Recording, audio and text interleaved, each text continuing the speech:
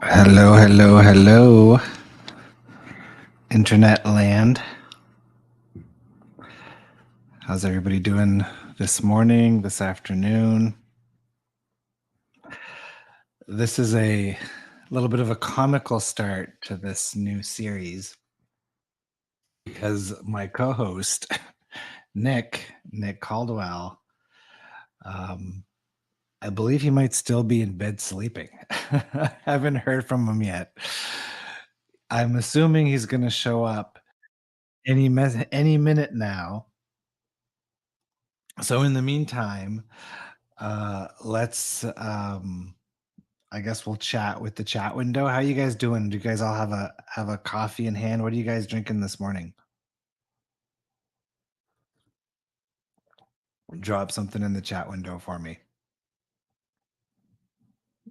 Hillary says naughty Nick. I know, right? Oh, here he comes. Here he comes. There we go. Let me load him up here. Sorry about that. How you doing? I had to make my coffee. I had to have it perfect. You're out of bed. I've been out of bed. I woke up early. Sorry, I had to make my coffee. Good. What did you make for coffee? I got caramel cheesecake. It's this like a keto version. Anyway. And is that like caramel cream cheesecake? And then I put whipped cream on there, and I drizzle caramel, sugar-free caramel. You're fancier than me. That's way fancier than what I did. Yeah. And I got some pink tea. What do you have? I've got a Cuban dark roast. All right. The like Cubans, a mocha pot. Yeah, I use like a pour over. Yeah. Yeah, and most people don't realize that Cuba has the absolute best coffee beans. They've got this like smoky flavor that's incredible. And somebody told me you can't even get the Cuban coffee beans in the States. I don't know if that's true or not. But. Oh, like the cigars, they're actually from Panama. They're like not rich. Yeah. I didn't know you were such a connoisseur of coffee. I am. So did you start it like with an introduction? I did no introduction. I just came on. I said, all right, it's just me because Nick Caldwell might still be in bed. No, I definitely wasn't. I woke up early. I was trying to time out the coffee, and it still sagged. Like this thing, it was like up to here, and it was like drizzled all over. It was wonderful. And then it melted, right? Yeah, of course. Well, I drank it. So yes. Somebody needs to invent a whipped cream that you can put on coffee that doesn't melt. That it just stays at. It just stays at perfect height at all times. Yeah. Yeah. All right. So yeah, go ahead. So how do we kick this off? Do we do an intro? And for those of you who are tuned in, this is completely off the cuff. We have no scripts, nothing planned. We're just completely winging it. So yeah. That's the thing. Like if we do an introduction now, okay, there's 40 people here. Another time there's going to be 1,000 people. Do we do an introduction? We're right. 17 episodes in. Are we still doing introductions? Yeah. I guess. And I mean, well, you could say hello to everyone, I guess.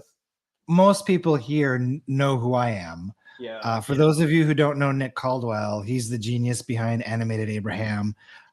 When did you start your Animated Abraham YouTube channel? Like a couple years ago? So that was 2019. That long ago. Do you know how that happened? I don't think so. So like, yeah, I was just meditating on the couch. And yeah, it came to me. It was like it was like this feeling of have to do this. It's same. This is the same feeling, but like it's like have to do this. And I think like 3 days later, I had my first episode up. Yeah, that was January 2019. And you were the first person to ever animate Abraham. Yeah. And then like 6 months later, everybody started copying you. It was about like 4 months later. And then now because I went online to get a clip the other day and they're all animated. I didn't realize. I just kind of would always just post my thing and that's it. But now Abraham-Hicks is copy banning them, right? I think because if you look, there's like nothing over 1 million views, and there were so many videos with over 1 million views. Like it's kind of sad. I don't understand that, but I mean, so I think it's almost a recycle. Like I don't know if you remember, but like probably 2017, it was just flooded. Like anytime you would go to listen to a clip on YouTube, there would be ads every minute. They would put ads every minute. And that's actually how I first started. Like when I was at work, I wanted to listen to Abraham. So I started my own channel and just didn't have ads, or if I did, it was at the beginning. Right, because yours was ad free at the beginning. I remember. Yeah. Well, I mean, yeah, you have ad. I mean, before a video plays, you play an ad, and then after, whatever, that's fine. But to interrupt it, I'm not interested in that.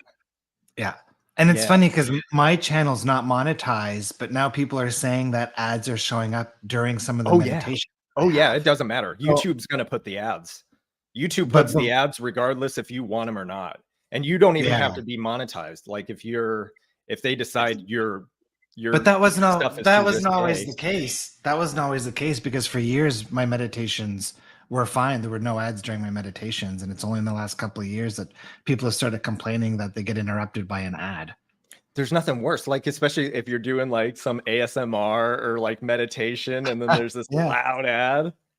Yeah, I don't know how often they do it with Abraham-Hicks stuff though. Probably all the same. In the middle, just in the middle. Yeah, they should have. We should have a feature that we could pay as a channel owner, pay so that they don't show any ads on our streams. Ooh, that's interesting, right? Yeah, I wonder how much revenue they bring in. How much does YouTube bring in? But yeah, I always found that weird that they can, like, even if you don't get the money for the ads, they're still gonna run ads. I know. Oh well. Yeah. Cool. Dude, it was like the first day of school last night. I couldn't sleep. I was so excited. So what are we gonna chat about? So I mean, we chatted about coffee already. Yeah, right. So we should probably talk about co-creation. Yeah. What do you guys want to hear us talk about? Drop it in the chat window. Yeah. And I think that, like, I'm fascinated. Like, how many times have you been in the hot seat? It's like 12 to 15. 12. I think it's like 12 or 13. Wow. So yeah, like, and I know you've told me before, but like, have you have, what is it? Like when you're there, don't you drop into like some zone? I remember my very first hot seat, which was at the Cancun land cruise. Yeah.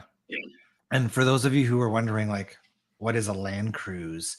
Every year, one of the cruises was, and I think it was every second year, every third year, but they would run an event instead of on a cruise ship, it was at a resort. So the entire resort was booked out for Abraham-Hicks.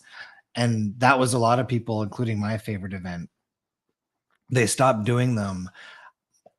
A lot of different opinions as to why, or guesses as to why. My guess is that Esther was just bored because she doesn't mingle with the attendees.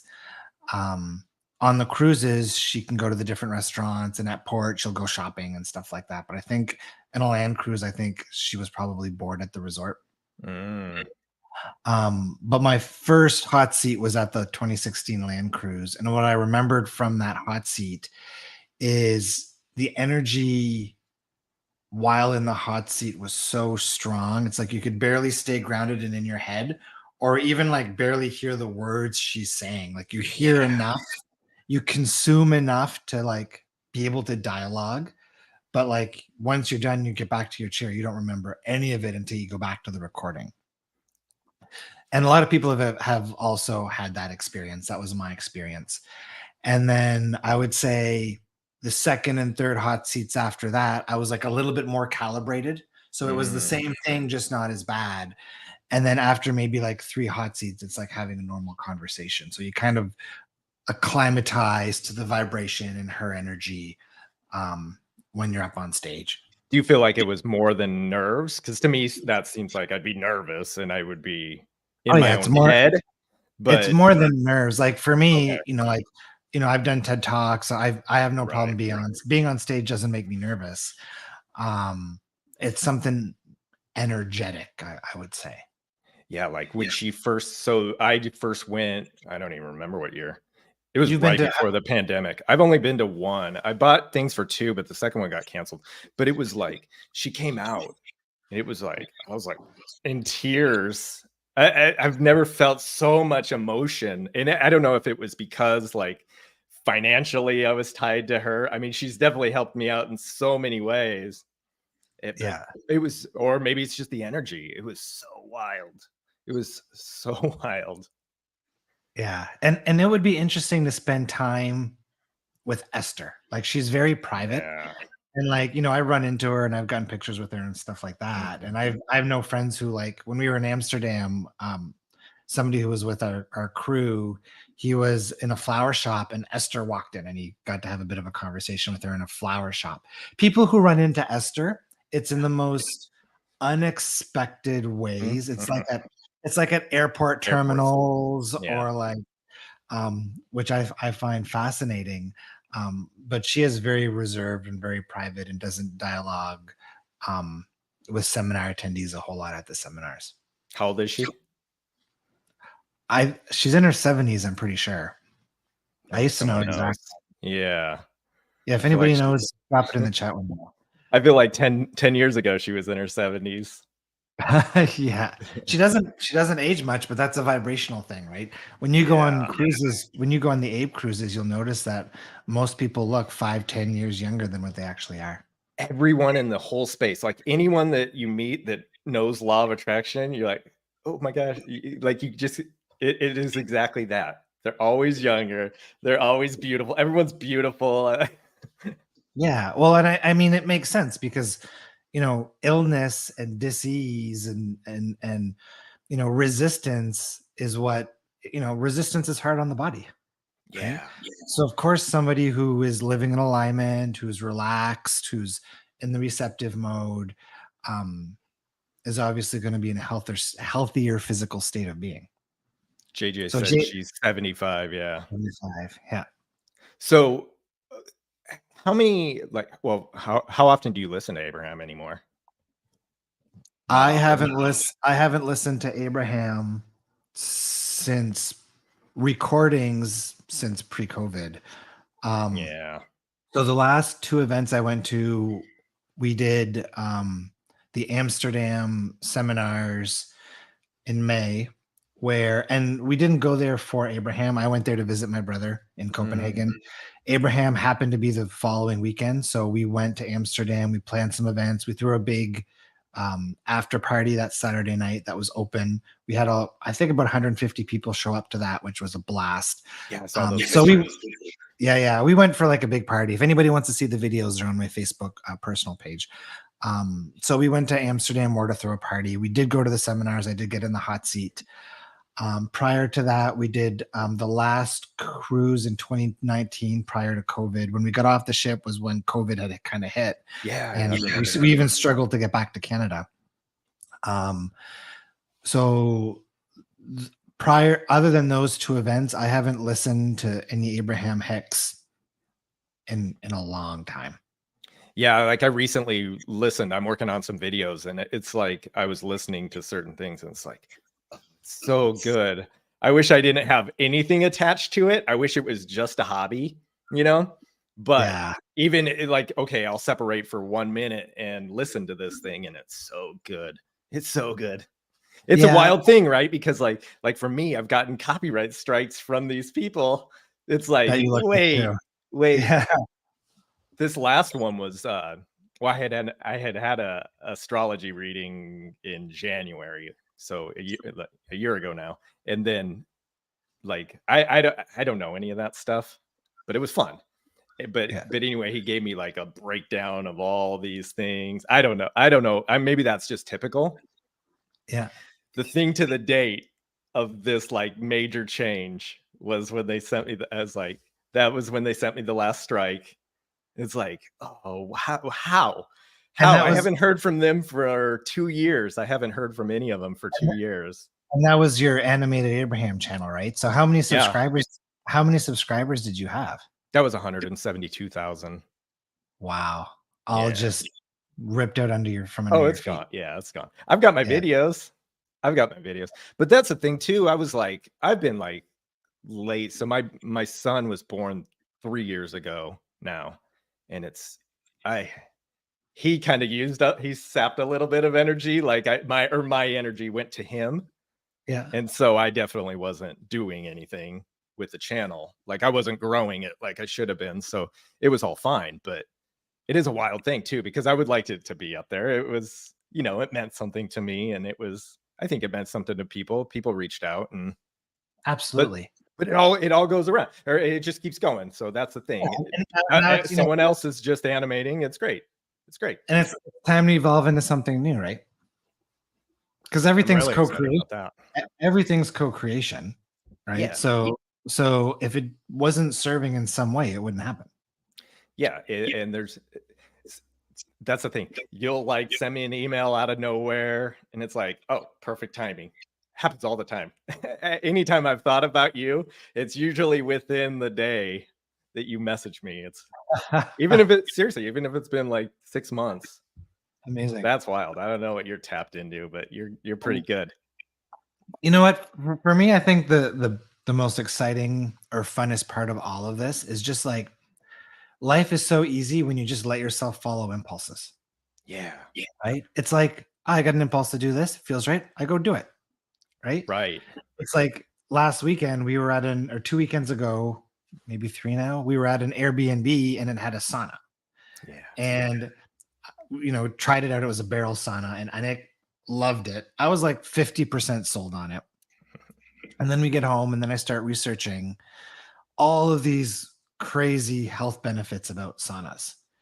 And I'm like, snap. Okay. I went from 50% sold to like 99% sold.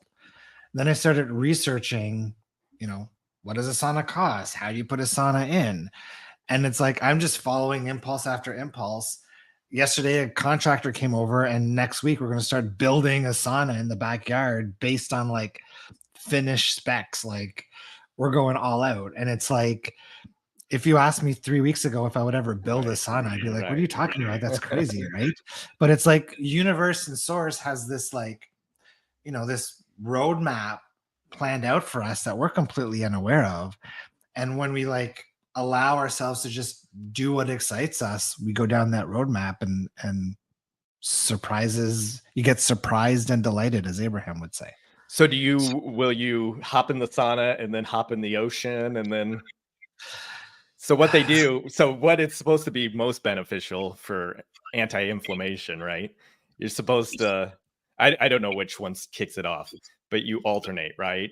And then you between hot and cold, and then you end with cold and let your body just naturally come back Yeah. up.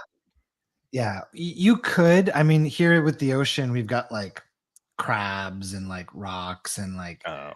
I I would probably put a cold plunge tub outside next to the sauna. Um, I would but imagine even first, if you ran a cold shower by you, it's probably pretty cold. oh yeah, it would be freezing cold. Yeah. That's Oh all you yeah. need. Yeah. Yeah, like here during summertime, it like our the temperature of the water is like 50 degrees Fahrenheit. So it doesn't feel that cold. It's need that real chill. All right. So Yeah. like let me ask you real quick. So with the flow, do you ever set goals? Or I plan think your day? Do you plan your I day? think I think intentions is a better word, Okay.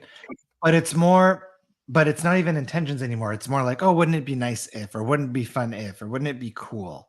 So it's like for me, I'm so ingrained into this notion of like organic unfolding, which is one of my favorite terms.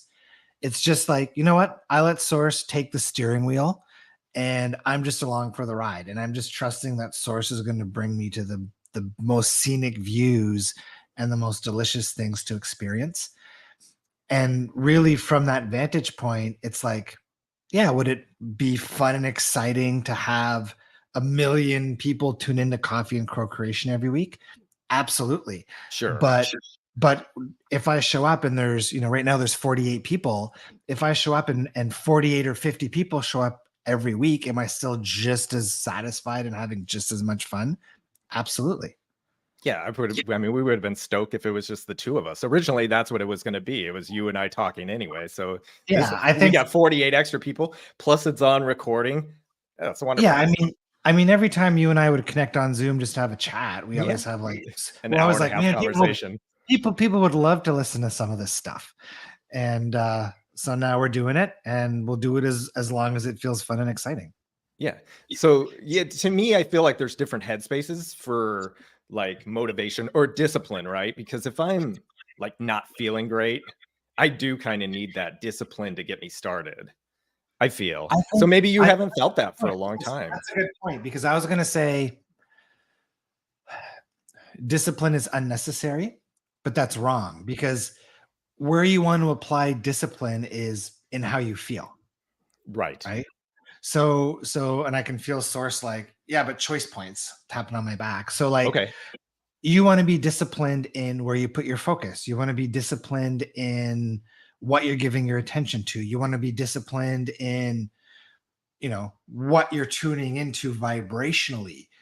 Not discipline in, I've got to make sure I do a 3-hour morning practice every morning Right. and stuff like that, right? So discipline, I would say vibrationally disciplined, not efforting discipline, because I think a lot of people, discipline turns into effort.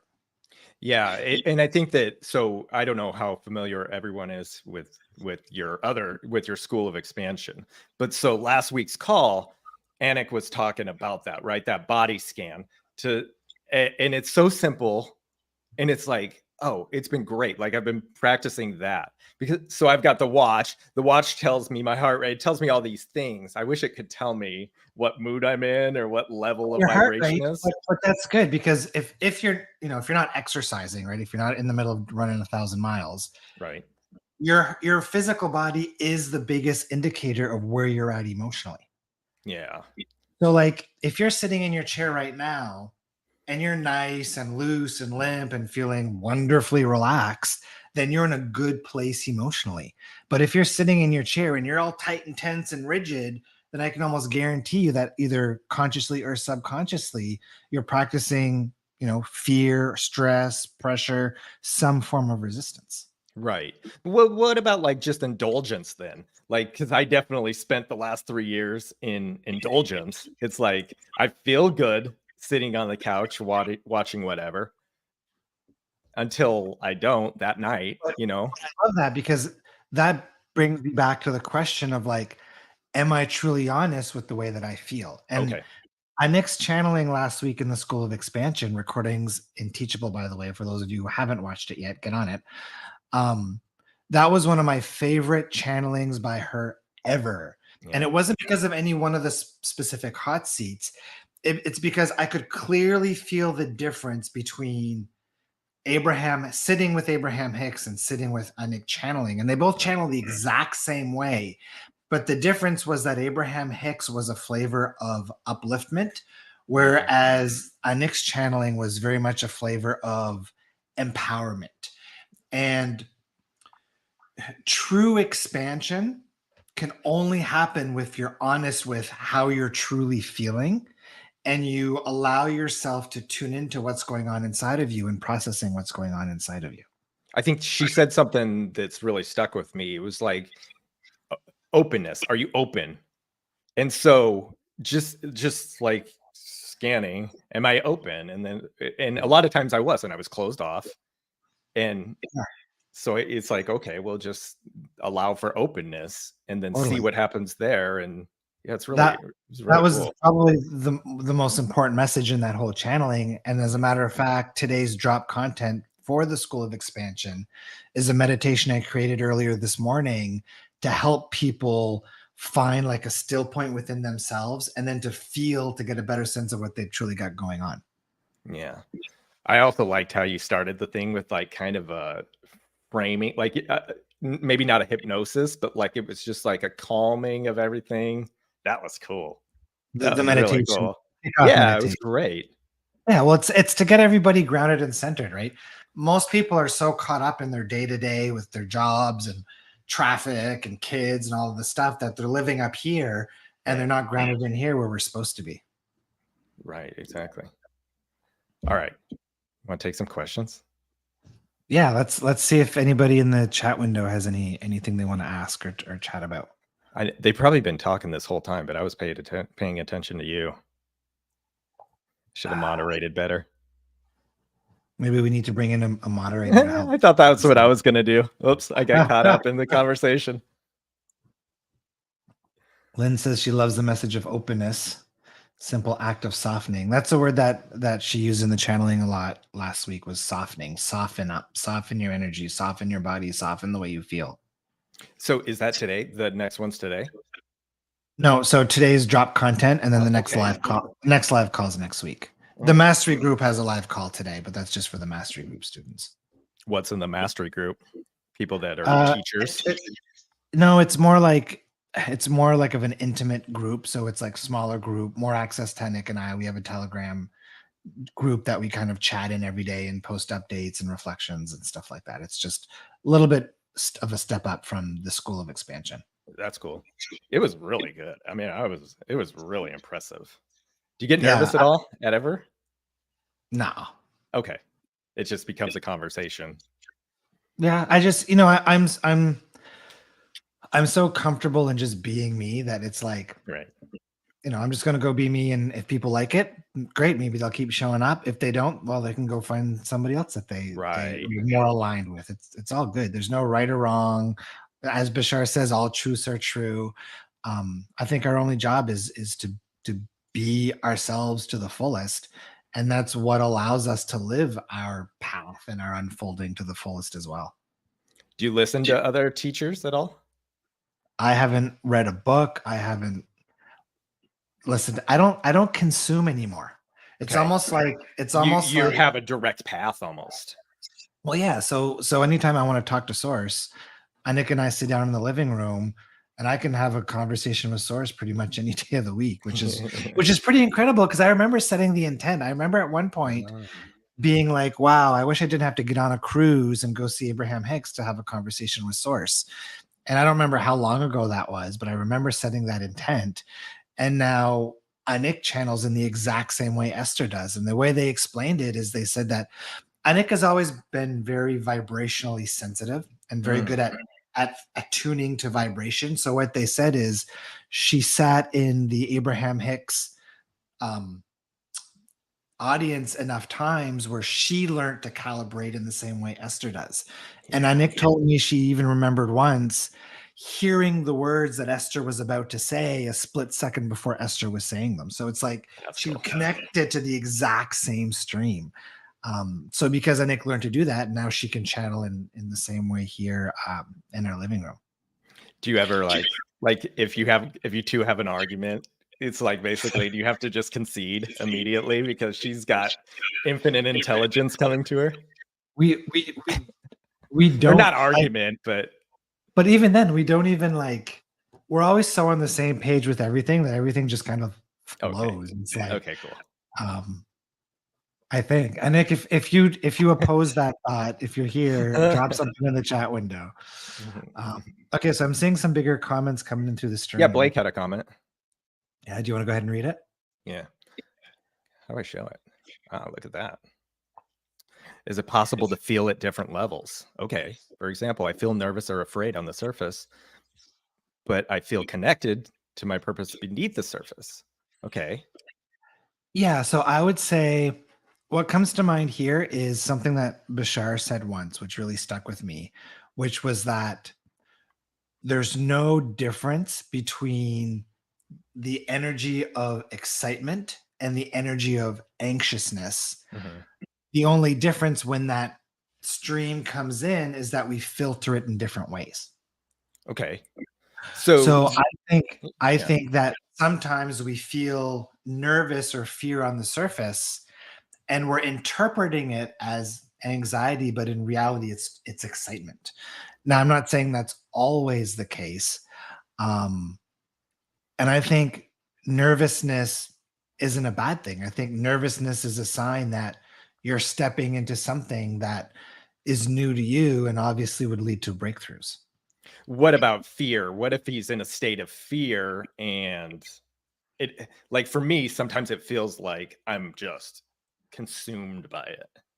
Like almost to where I can't even think about moving on to the next. Yeah. So if I found myself in that state of being, the first thing I would do is ground and get out of my head. Because when you're up in your mind up here, you can't process that stuff properly. So first step is grounding, getting into your body, and then exploring the fear. So whatever that thing is, that feels unsafe because, or what must I believe is true to feel unsafe, or asking the right probing questions to kind of identify what story you're telling in your mind that's triggering you into that fear state. Do you literally ground? Do you go outside and ground to the sand, or do you have like a grounding mat, or it's just like a I metaphorical ground I yourself? have I have a grounding mat. I think I lent it to one of my kids or something because usually it's in my office and it's not here right now. But for me, what I like to do for grounding is physical activities. Okay.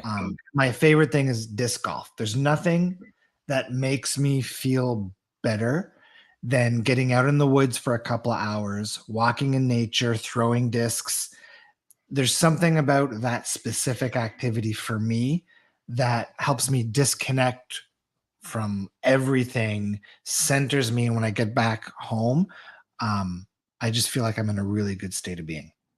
Do you have like a quicker method? Do you like say you're in an elevator and you need to ground real quick, you just focus your breath, or Yeah, you would if I had to if I had to ground now, I would just breathe and try to shift my consciousness down into my solar plexus, down into my heart. and then do you set intention for, okay, I don't want to be at this anxious level. I want to be at this level. No, I just do it. Okay. And the other thing too is like really feeling your feet on the ground. Okay. That's interesting. Like really feeling that grounding.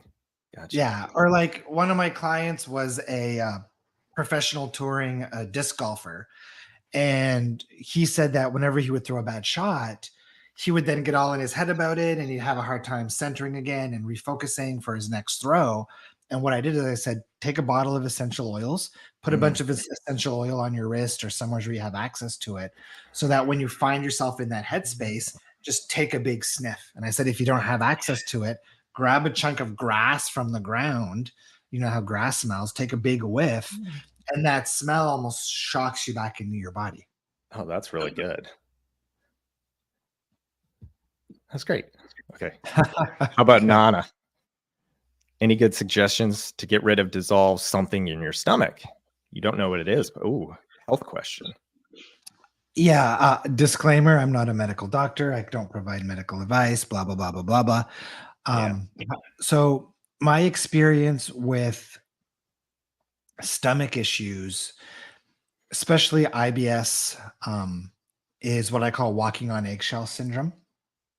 So a lot of clients that I worked with who were suffering from IBS and digestive issues was that they had experienced traumas in the past, or they were living with somebody, or they had some kind of circumstance where they were always kind of in that state of fight or flight and walking on eggshells, almost as if it would create tension in the digestive system.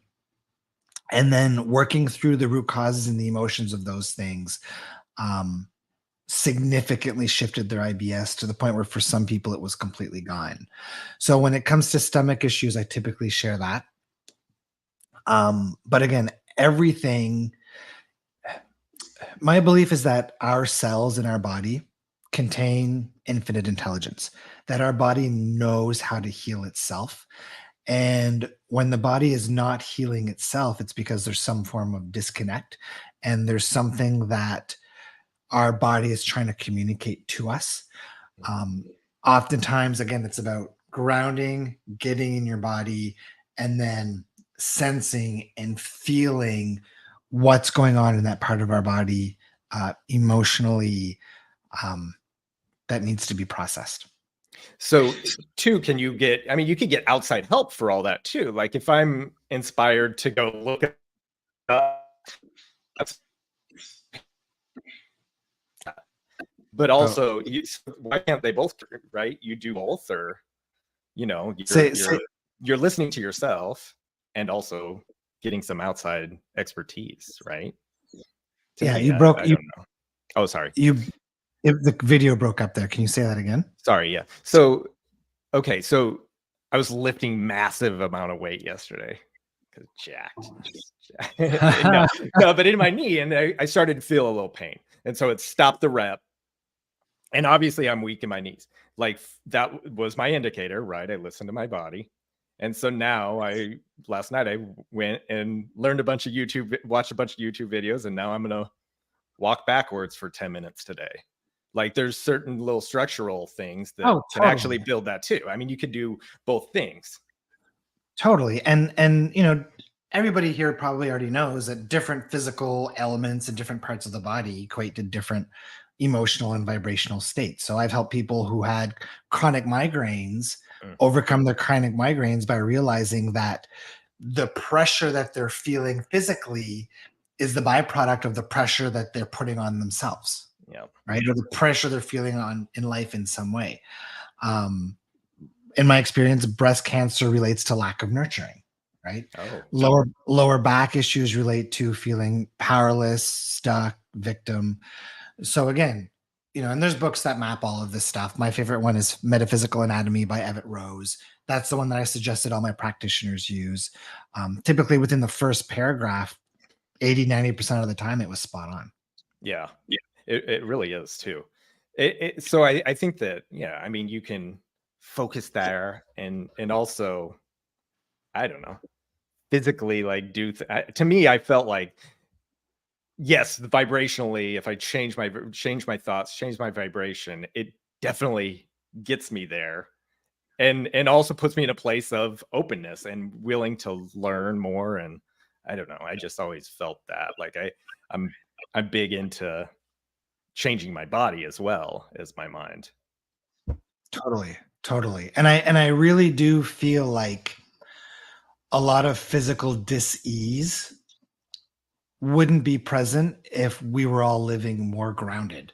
On the School of Expansion call last week, I mentioned a Bashar quote that I read recently. Let me see if I've got it saved on my phone. Let me see if I can pull it up. I just got to figure out which folder it's in. Let's see. Downloads. No. But it basically said something along the lines of um, if we were all breathing properly. Oh, here it is. So this is a Bashar quote. One of the strongest ways to center yourself and release disease is by learning how to breathe, which almost none of you know how to do as automatic as it is. Learn how to breathe from your center. That will go a long way towards eliminating disease in your body of any kind. So it's really interesting. And since reading that quote, I've been reflecting on the process of expansion, how we all have our 7 bodies, right? Physical, mental, emotional, Mm. energetic. We've got our 7 bodies. And for me, Source says that it's my physical body that is now lacking behind my mental, emotional, and all the other ones. And that's the one that needs the most amount of work. And I've been reflecting on, okay, so, you know, if all of my bodies are raising in vibration and my physical body is the one that's lagging, how is it that as we continue to expand or ascend or whatever you want to call it, that we support our physical body in that process? And I'm really curious about, you know, if the old 3D way of breathing is rapid breathing through our Mhm. mouth, and what is the better way of breathing? Is it belly breathing? Is it more consciously being present in our body? So lately I've been on a bit of a journey of reflecting on um, what is it that my body needs. I asked in a channeling this week with Anik, food, you know, what food should we be eating? And their answer was the foods that are closest to nature, Oh, okay. which makes So, sense. I mean, so you're like now vegetarian, or how do you feel about that? What does that mean Well, to I you? think I think I think animals are still close to nature too. They very much are. Yeah. So I like the Mediterranean diet. I know that meat wise, Mm. fish and chicken are probably my best sources of protein. Yeah. I know that my body reacts poorly to dairy, to caffeine, which I'm only making this a one time a week kind of thing with you guys. Um, so it's definitely interesting to just be more consciously aware of how your physical body responds to the foods you eat. And that's something that I've learned from Anik. Anik, she did a degree in at the School of Natural Nutrition, and Anik is very consciously aware of both what she puts in her body, but also how her body responds to it. And it's helped me learn to become more conscious of, you know, what I'm using from my physical fuel. Yeah. So for me, it's like just cutting out. I cut out sugar long time ago, 7 years ago, I think now, and that's been it. I mean, that's been it. It's now all fake sugar, which is probably equally giving me bad things, but okay. I feel different. I feel different. I remember different. I would, you know what? I'm going to set my intent to do the same thing. I cut out sugar 4 or 5 years ago, and I probably lasted 2 or 3 months, but I noticed that my brain felt so much more clear. Yeah. I had so much more energy. Yeah, I need to put some thought into that. Yeah. So for me, it was always like, that. Yeah. And you can take all that. Yeah, there you go. She had a follow-up too. Did you see that? Oh, I missed it. Here's this. She can relate to the walking on eggshell situation. Core feeling is frustration. Okay. Yeah. So how would you deal with that? I would work on transmuting the frustration. So exploring the frustration. I feel this way because typically anger and frustration is around perceptions that something is not fair, something is wrong, and that's what you want to explore. Do you notice that a lot of times with people is that their core level or what they're describing as their baseline is actually like a negative thing like that? Yeah, oftentimes. I mean, it's, everybody's different. I suppose. Most people carrying feelings of unworthiness, not good enoughness, powerlessness, those are kind of the more dominant ones that people seem to be carrying. Another Nicole. Felt under my frustration, there's a sadness or anxiousness underneath. So again, it's a very similar.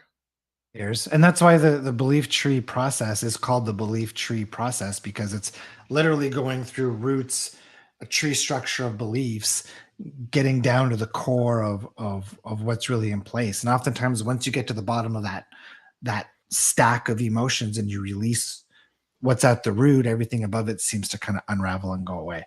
I don't know this belief tree process. Tell me. So nope. So the main tool I used for a long time was EFT. You're familiar with EFT, right. the tapping. And what I realized while doing the tapping was that it wasn't so much the tapping part, but it was the probing statements I would use, the questions I would ask, the reframes as I was doing the tapping. The tapping, what's good about the actual physical tapping is it helps somebody get out of their head and into their body more. Right. So now what I'll do is I'll do belief tree work with somebody, which is about working through layers of emotions. And if somebody has a hard time allowing the next layer to come up or surface, or I find they're in their head a lot, then I'll get them to tap while we're doing the belief tree process. And then so you're finding the root of the problem, essentially, right? So one example I'll give is around depression. So somebody with depression, they'll be sitting in sadness, and no matter how hard they try, it's very hard for them to get rid of the sadness.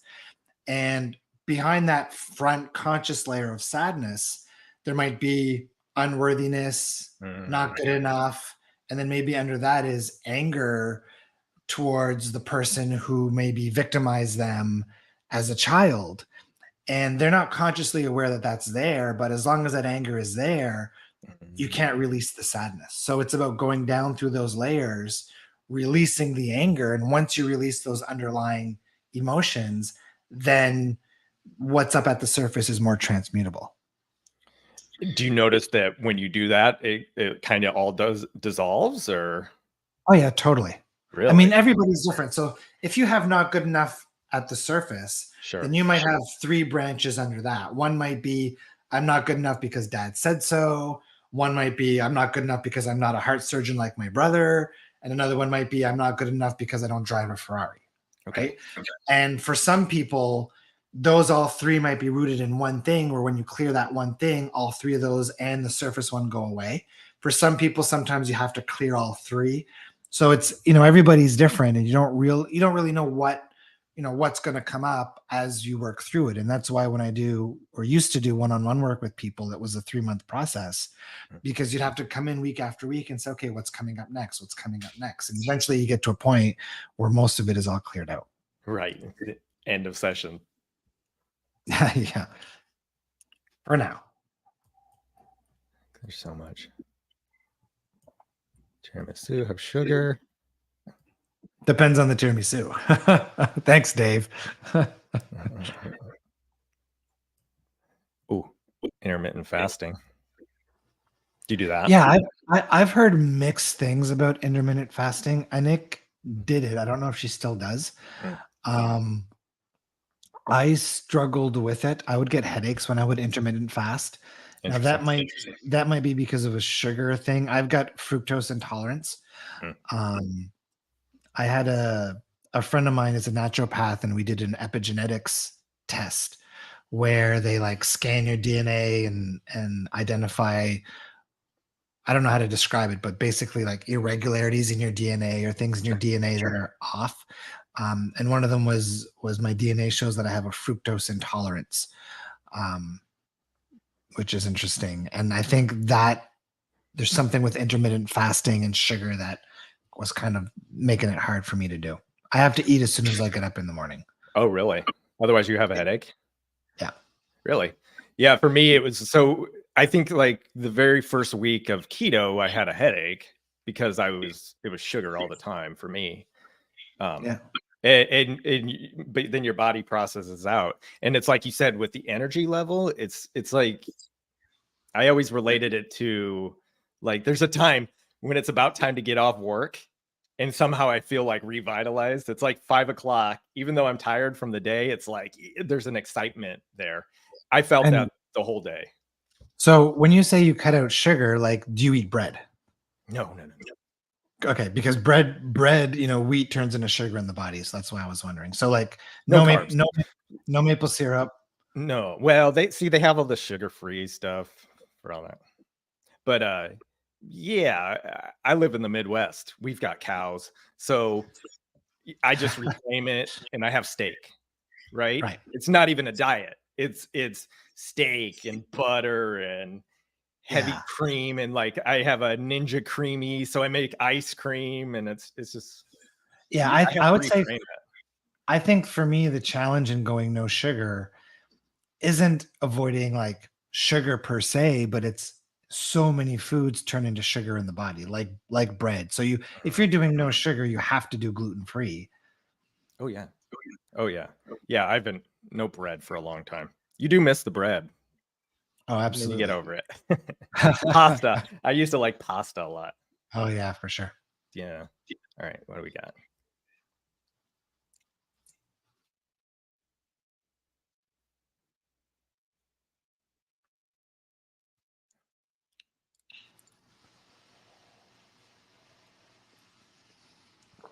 Are you going through the chat window? Yeah, there's so much.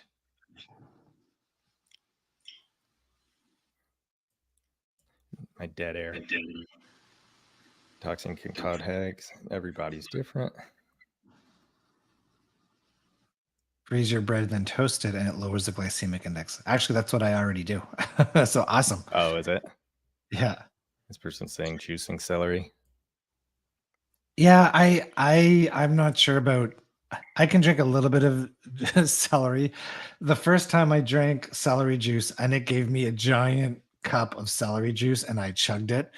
And I regretted it because of how I felt afterwards. I'm not going to go into the details about that. For people who juice celery, they probably know.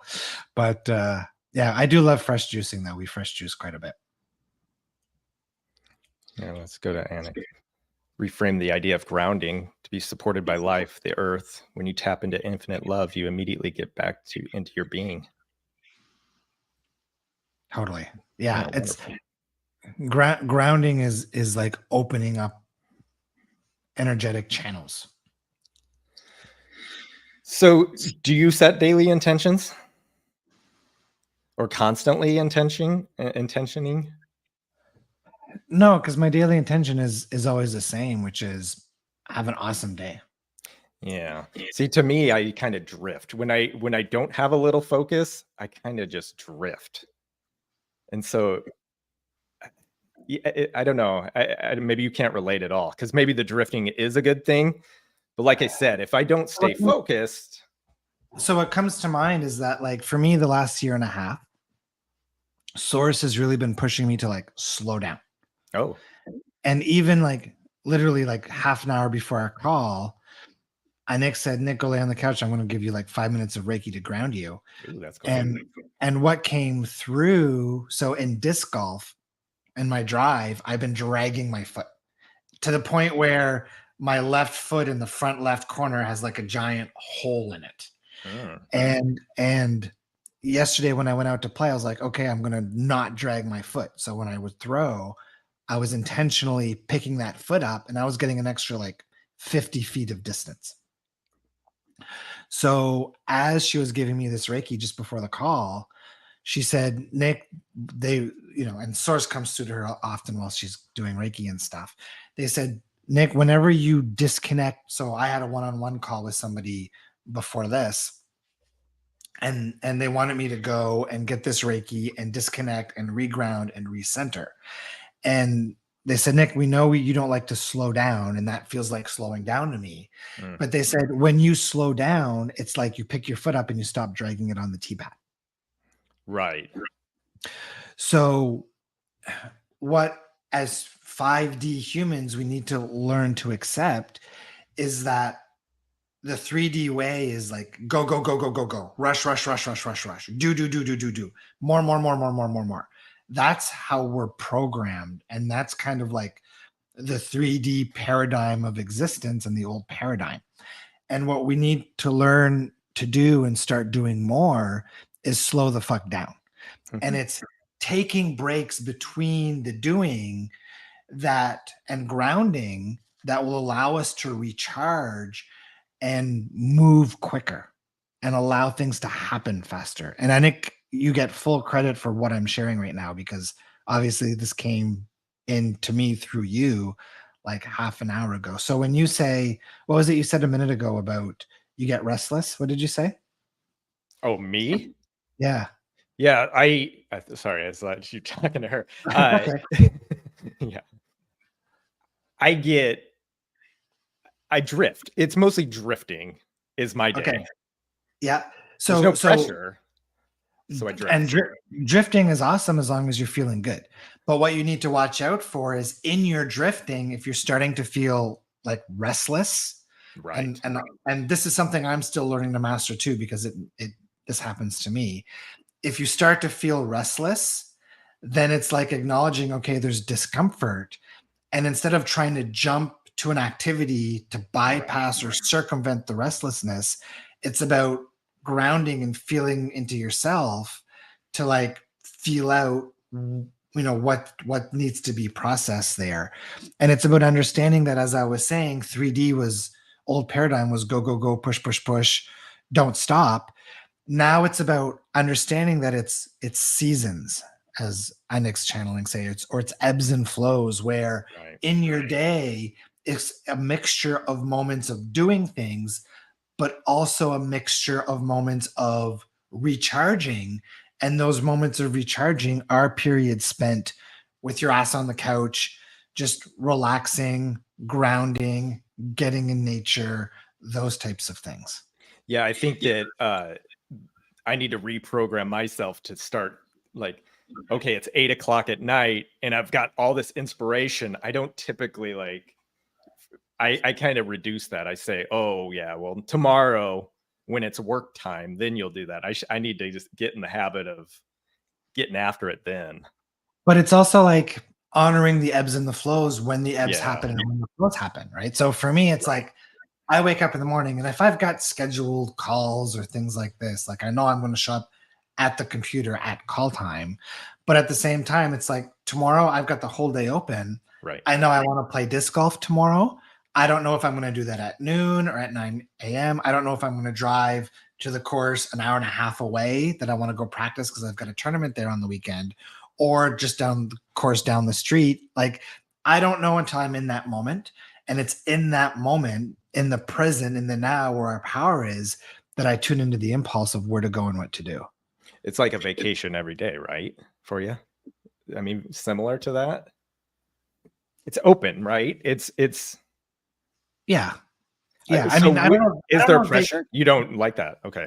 I don't know if vacation is the right word, but it's like I'm free to flow in whatever way feels best to me. What about priorities? Did it ever on your mind, or you just throw them into your calendar and let that be? Let source sort it out. If Okay. it's a priority, Yeah. source is going to make it relevant to me now. Okay. Oh, that's so fascinating. That's really good. And but when you understand that, reality becomes so easy and so simple. There's nothing I need to do, solve, fix, figure out. I just need to be present. And whatever needs my attention, source is going to make sure it has my attention. Right. Yeah. It's a training, though. I think that Oh yeah, absolutely. because you do like even that. I want to have resistance against it. I'm like, yeah, but you have to be grounded and present. right. Because if you're not grounded and present, then you're not receiving the guidance from source. Right. So do you hear, Right. how do you receive, like you said, you felt a tap on your shoulder. How do you, is it a feeling, or do you hear a voice, or I'm No, fascinated always by that. I'm not clairaudient. I'm Okay. more like, it's like a claircognizance, I think it's called, where it's just a knowingness. Okay. And it's like I can Right. feel force with me like all the time.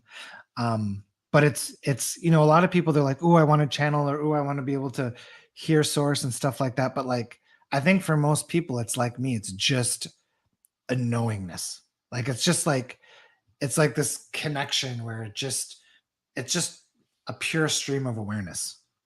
Yeah, I was talking to my wife about that. And to me, I have like there was a knowingness when it was time to make animated Abraham. There was a knowingness. There was with this, there was a knowingness like this is feels right. This is Yeah, there was only exactly. excitement to it.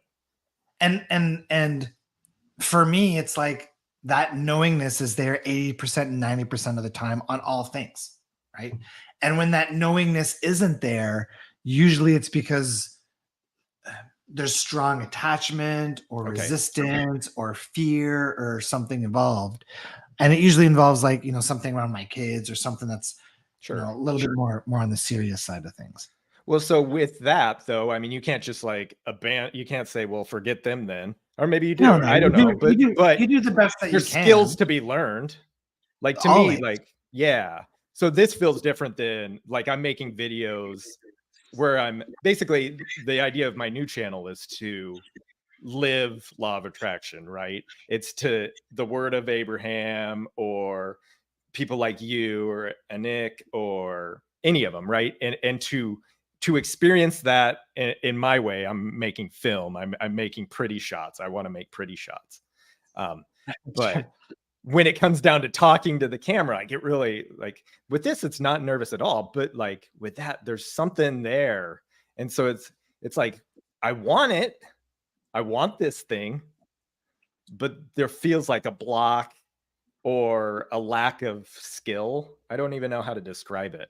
I said, no, but it's just a perceived lack of skill, Okay, right. right? Okay. So if I said just do it, then why Yeah. not? Yeah. Yeah. So then the effort, not effort, but it becomes a thing where, okay, I got to film this thing today, and maybe I resist it a little bit even. So Right. in that case, maybe it's your grounding technique and just getting. Yeah, or it's about saying, okay, well, there's two streams of awareness coming in. One stream of awareness is saying, ooh, this is scary, ooh, it might suck, or ooh, it might not look good. But there's also a stream of excitement that's there that says, ooh, how fun would this be to try and see what happens? Right. Right. And so do you consciously recognize that both of those streams are there? Yes, of course. Okay, so then it comes down to choice point, which is which of those streams are you going to choose to tune into? And if you Right. can maintain the connection to the stream of excitement, then you just follow the excitement and whatever happens, happens. Do you Right? think That goes everything back. else is kind of nonsense anyway? Like if I set an imaginary deadline for myself, like I force a endpoint because I do respond well to deadlines. Is it a thing where it's like, Do you yeah, think but then source you're not creating a right thing, right? do you think Source. source sets the deadlines? I don't know. See, that's the thing. Where did Yeah, that thought no, come because from? it can't, because time doesn't exist. Okay. Okay. Yeah. It's an interesting thing because it's like I do react under those situations. And then also when it does flow, that's the best, of course. Yeah, it's all about flow. As long as you're happy and satisfied and indulging and loving reality, who cares how it unfolds, Okay. Yeah. right? So it's like, you know, the pro disc golfer that I worked with, it's like I told him your goal isn't to shoot the best that you can. Right. Your goal isn't to fly around the trees as with as much ease as possible. Your goal is how deeply and consistently can I play golf in that state of flow? Right. And did And it because I know if he gets there, right. then he's gonna win. That's interesting.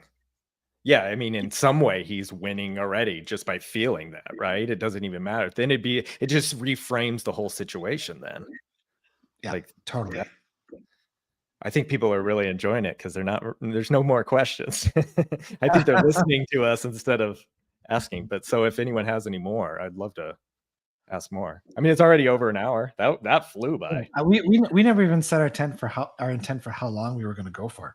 I kind of imagined an hour, but that really like flew by. So I'd Okay, see if anyone has anything. let's go for another 15 minutes. Let's see if All right, anybody that's else has cool. anything. Let's see if anybody else has anything they want to ask or share or want us to talk about. Look at they're loving this. Thanks, Meredith. Awesome. Yeah, it's such a selfish thing on my part. It's just fun I gotta ask you a bunch of questions for an hour. That's great. Yeah, and it's always fun to hang out, you know, in this type of environment with fellow expansion seeking co-creators. Do you notice that when you have that collective, like, does the vibration get stronger or the message gets louder, or how does that work for you? For me, it's consistently the same whether I'm on Okay. calls or not. But when you're in a group with lots of people, obviously it becomes easier to tap into what's going on collectively around you. Okay. There's a lot of good questions now. Any thoughts on how I can be in the flow and be in less efforting around my sister who had a stroke yesterday? Sorry to hear that. Oh, that's a tough one. Yeah, that's terrible, right? Because it's that balance Okay. of it's that balance of, you know, how much can I help or how much do I help without starting to compromise myself? So what would you do in that situation? I would say the first step would be find my alignment Okay. because it's from my place of alignment that I'm most of service. So if I knew that I had to go over to my sister's place at 8 a.m., then I would get up an extra half an hour early and spend that half an hour doing what it takes for me to find my alignment and then kind of following the flow from there. Well, and sometimes it could be finding the right person that's right for the sister, right? I mean, But that's also that would be part of the organic unfolding. right. Right. Not to like put the pressure on to yourself. And yeah. How does time not exist relate to the working world? How about that? Yeah. So this is where we put on like the very spiritual hat and we go down deeper down the rabbit hole. So from a physical reality, spiritual vantage point, everything is happening all at once. Everything is happening here and now. Okay. Right. There's nothing but. So, right. So, as humans experiencing the physical, you know, we're jumping billions of timelines per second, as Bishar or whoever talks about. So, it's about understanding that in this reality I'm sitting in, the deadline might be Friday. And the reality next to me, the deadline might be Saturday. You know, it's tricky to perceive a reality outside of time, Right. because we are so, as 3D beings, as our physical human selves, we are locked into time. Right. But we can always manifest a reality where time is different. Yeah. And like You know those moments where you're having so much fun? It's exactly what I was just going to ask. That Everyone's experienced that loss of time. like it's like, Oh, oh my well, oh God, my it's gosh, already it's been 2 been 5 hours. It hours. Exactly. felt like Or vice 5 minutes. versa. Vice Yeah. versa. Well, those are examples of manipulating time. And the reason it Right. does that is because you're having so much fun in your moment. You're so present in your now moment that time literally stops. Yeah. Do you find yourself like desiring to recreate that? I think it's such a magical moment that there's just a natural, I want to recreate those moments. I want to be in that flow state. Honestly, I feel like I experience those moments every day Okay. because How long do you think it took you to do that? I never train myself to Okay. do it. But it's like, when I'm playing disc golf, Right. it takes about 2 hours to do a round of disc golf with a friend. To me, it feels like that happened in a split second. Yeah. And I use disc golf as an example because when I play disc golf, I'm very present. You have to be very present in your throw and in what you're doing and in your aiming and in finding the discs and walking in nature. It's a very present now moment activity. And every time I play disc golf, it feels like it went by in a flash. Right. I mean, look at this. Does it really feel like we've been chatting No, for over an no, hour? not at all. Not at Right? all. Yeah. Look at all these. Chat is blowing up. And I would even say that when you're really living connected and in alignment to a point where you're allowing problems to solve themselves, then deadlines and timelines do become irrelevant. Because if that deadline really needs to be met, Yeah. and you're living in that organic unfolding and aligned way, then the solutions to meeting that deadline have to show up. Right. Yeah, to the point where you're saying like there's nothing to be done other than being in that moment, like fully present. Yep. I mean, it's something that takes practice for me, at least. I don't know, maybe it doesn't, but to, all the time to stay in that moment, that's my desire. And sometimes it just doesn't work that way. You get sideswiped a little bit. You can't get there by trying to be That's true. Right. present. Right. Trying to be present in the now is probably the hardest way to be present in the now. Right? The way you learn to be present in the now is by enjoying your now. Right. It's like the quote, yeah. the words that are dropping into my mind are like, let the now be so delicious that it distracts you from everything else. Right. And then it's always the best. It's always the best, like 100%. That's the wildest thing about it. That letting go. And then you're in it. I don't know. It's wonderful. I mean, if source is infinitely intelligent, right, and unconditionally loving, then of course whatever experience it's co-creating for you has to be the best thing for you to be experiencing from a spiritual vantage point. Right. Yeah, it's I don't know, it's almost heady. It's like such a big thing that's so easy and it's just so powerful, right? Maybe the simplest things are the most powerful. That's part of the reason I stopped consuming knowledge and reading books and listening to Abraham is because like it's all intellectual stuff. But as humans, we're too intellectual. We're trying to figure too much out with our minds. Like when we just allow ourselves to be present and connected, we're receiving everything that we need. Right. Do you avoid the news entirely? Do you like what kind of external stuff do you get in? Avoid is a strong word. Okay. But like, today it was quite smoky here. So I went on the news website to see if there was any reports of forest fires or stuff like that. But I don't check news channels every morning, or I don't, I see what flies through my Facebook feed, but that's about it. Yeah, I not forced, but let's see how many days I'm on. But I had to make myself not consume news. I was so addicted. 83 days. 83 days without the news, and how different I feel because of that. Like you don't even think it at the time because it's so engaging, even if it's not Yeah, well, fun. we had, It's so you know, engaging. a couple of weeks ago, we had that hurricane come through. What was it? Right. I don't know. Hurricane Lee.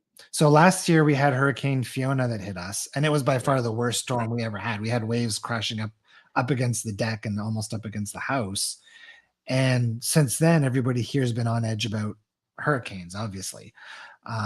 And now, when Lee came through last week, the whole week leading up to Lee, the news was all over it and talking about it all the time, and spaghetti models and all this stuff. And it came through, and it like didn't even shake the house. And we have storms here that don't make the news that shake the house and bow the windows all the time. Yeah. So the question is did we get lucky, or is just the media and the news blowing it all out of proportion because it was such a big thing last year? Yeah. 100% is what they did. 100%. Yeah. Are you seeing any more questions? Sorry. But then it's putting everybody on edge for no reason. So yeah, do I believe news is unhealthy? Absolutely. There can be good positive news, Sure. but you need to know where to tune into that stuff. Well, it's so fascinating for me, having intentionally put it away, to see what trickles through, and it's always it's interesting things that get to you. But yeah, it took a while. That was actually harder than anything I've ever dropped. I stopped drinking. That was how long ago? I stopped drinking 133 days ago. That was easy. That was easy. I love it. We need to see this Nick Caldwell stats book. It sounds like you got this list of statistics and things that you keep track of. That's all I'm interested in. Yeah, I've got awesome. my daily routines. Must track everything. My watch. That's awesome. I must track everything. Yeah. Any more questions? That was great. Awesome. Super fun. 15. Yeah. So how do we close this out? We need to remind people next week we're doing an hour or a day earlier, right? Next week you want to do Tuesday? Yeah, I'm going to Vegas on Wednesday, so you're gonna go party. You're gonna go party in Vegas. Yeah, I'm gonna go on the strip. It's so funny because it's such a different thing than I'm ever used to. Like I said, I've been going since I was 8 years old because I have family there. And this is just it's a wedding, so. But yeah, no, I don't gamble. I don't like to lose money like that. I don't party. Like me. I play poker. I love playing poker. Oh, do you? Oh yeah, I was contemplating going pro at one point for poker. I was winning a lot of big tournaments. Yeah. Whoa. But then, yeah, but the thing about poker is there's always going to be big swings. Sure. And like to what it would have done to my adrenals and stuff, it didn't feel fun. So I didn't want to go play in that arena. So I went down a different path. How long ago was that? Oh God, that would have been at least 15, maybe close to 20 years ago. I was trying to think the other day, like how long it's been since I've known you. I can't tell if it's been a decade because I never knew Abraham before I met you. You were the one that introduced me to Abraham-Hicks. Before that, I only knew like Bob Proctor and that type of law of attraction where it was like financially driven. I'd say 5 or 10 years ago. It might have been 10. Yeah. A decade. Crazy. It is we need to connect in person, like on an Abraham-Hicks cruise or some kind of an event.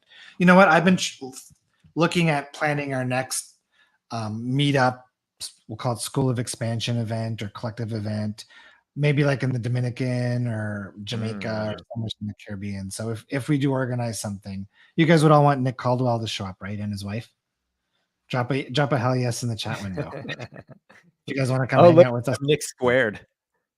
Nick too. That's me. Thanks, Dave. Awesome. So yeah, so we'll see everybody next week on Tuesday, same time, same place. That was wonderful. Thank you so much. That was great. Awesome. Looking forward to it. Bye, everybody. Thanks for everyone to join. See ya. Take you later.